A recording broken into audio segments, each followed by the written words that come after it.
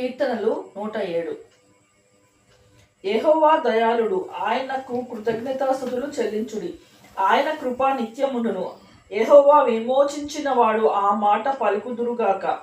విరోధుల చేతిలో నుండి ఆయన విమోచించిన వారును, తూర్పు నుండి, పడమటి నుండి, ఉత్తర నుండి, దక్షిణము నుండి, నానా దేశముల నుండి ఆయన పోగు చేసిన వారును ఆ మాట పలుకుదురుగాక. వారు అరణ్యమందలి ఎడారి త్రోవను తిరుగులాడుచుండిరి. నివాసపురమేదియు వారికి దొరకకపోయెను. ఆకలి దప్పుల చేత వారి ప్రాణము వారిలో సొమ్మసిల్లెను. వారు కష్టకాలమందు యెహోవాకు మొరపెట్టిరి. ఆయన వారి ఆపదల నుండి వారిని విడిపించెను. వారొక నివాసపురము చేరునట్లు చక్కని త్రోవను ఆయన వారిని నడిపించెను. ఆయన కృపను బట్టియు నరులకు ఆయన చేయు ఆశ్చర్యకార్యములను బట్టియు వారు యెహోవాకు కృతజ్ఞతాస్తుతులు చెల్లించుదురుగాక. ఏలైనగా ఆశగల ప్రాణమును ఆయన తృప్తిపరిచి ఉన్నాడు. ఆకలి గొనిన వారి ప్రాణమును మేలుతో నింపి ఉన్నాడు. దేవుని ఆజ్ఞలకు లోబడక మహోన్నతుని తీర్మానమును తృణీకరించినందున బాధ చేతను ఇనుప కట్ల చేతను బంధింపబడిన వారై చీకటిలోని మరణాంధకారములోను నివాసము చేయు వారి హృదయమును ఆయన ఆయాసము చేత కృంగచేసెను. వారు కూలి ఉండగా సహాయుడు లేకపోయాను. కష్టకాలమందు వారు యెహోవాకు మొరపెట్టిరి. ఆయన వారి ఆపదలలో నుండి వారిని విడిపించెను. వారి కట్లను తెంపివేసి చీకటిలో నుండి మరణాంధకారంలో నుండి వారిని రప్పించెను. ఆయన కృపను బట్టి నరులకు ఆయన చేయు ఆశ్చర్యకార్యములను బట్టి వారు యెహోవాకు కృతజ్ఞతాస్తుతులు చెల్లించుదురుగాక. ఏలైనగా ఆయన ఇత్తడి తలుపులను పగలగొట్టి ఉన్నాడు, ఇనుప గడియలను వెరగొట్టి ఉన్నాడు. భక్తిహీనులు తమ దుష్ట ప్రవర్తన చేతను తమ దోషము చేతను బాధ తెచ్చుకొందురు. భోజన పదార్థములనియు వారి ప్రాణమునకు అసహ్యమగును. వారు మరణ ద్వారములను సమీపించుదురు. కష్టకాలమందు వారు యెహోవాకు మొరపెట్టిరి.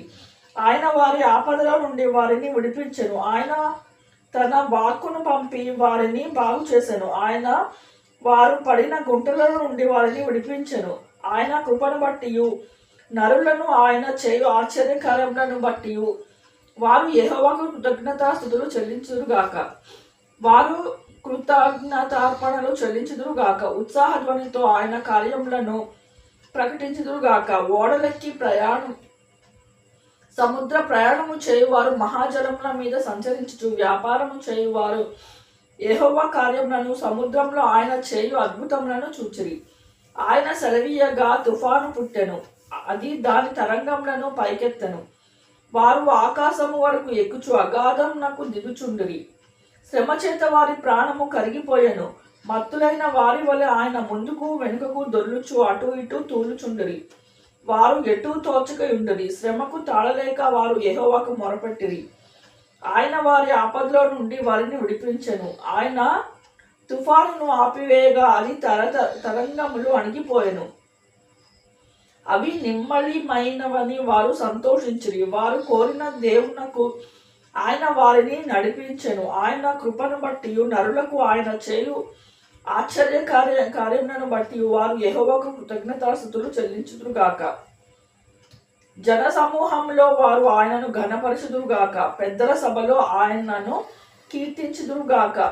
దేశ నివాసుల చెడుతనమును బట్టి ఆయన నదులను అడవిగాను నీటి బుగ్గలను ఎండిన నేలగాను సత్తువగల భూమిని చమిటి పర్రగాను మార్చెను.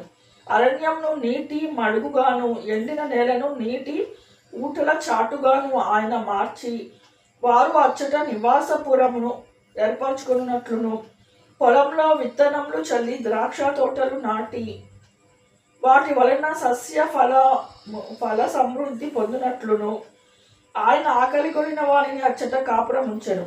మరియు ఆయన వారిని ఆశీర్వదింపగా వారు అధికముగా సంతానాభివృద్ధి నొందిరి. ఆయన వారి పశువులను తగ్గిపోనీయలేదు. వారు బాధ వలన ఇబ్బంది వలన దుఃఖము వలనను తగ్గిపోవునట్టును రాజులను తృణీకరించుచు త్రోవలేని ఎడారిలో వారిని తిరుగులాడ చేయువాడు. అట్టి దరిద్రుల బాధను పోగొట్టి వారిని లేవనెత్తెను. వారి వంశమును మందవలె వృద్ధి చేసెను. యథార్థవంతులు దాన్ని చూసి సంతోషించుదురు. మోసగాండ్రందరూ మౌనముగా ఉందురు. బుద్ధిమంతుడైన వాడు ఈ విషయములను ఆలోచించును. యెహోవా కృపాతిశయములను జనులు తలపోయుందురుగాక.